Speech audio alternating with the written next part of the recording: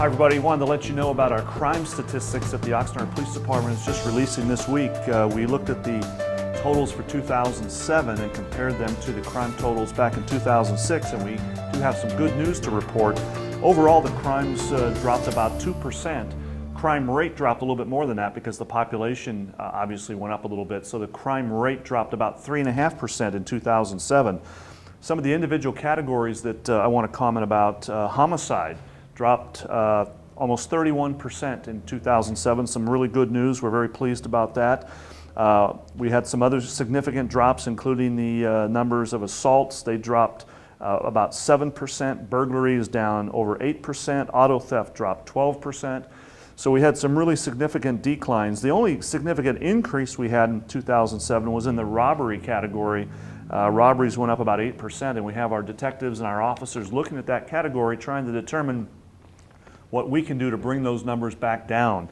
And we don't make a lot of one-year ups and downs, but when you look at long-term trends in crime rates, you can really learn a lot from that. And we go back to 1992, go back and look at a 15-year period, and crime in the city of Oxnard has dropped dramatically since 1992. In the last 15 years, crime in the city has dropped by about 62%. That is just a phenomenal decrease and something we're very proud of, and we're thankful to our officers, we're thankful to our city council for giving us the resources we need, and we're thankful to our public for doing a lot of good work in the crime prevention area. And getting back to our city council and the number of officers, over the last 15 years we've increased the number of officers in the city of Oxnard by about 100 new officers, 100 more now than we had in 1992. And that, of course, helps with response time, and we can do more preventative things and proactive things, all of which help contribute to a lower crime rate.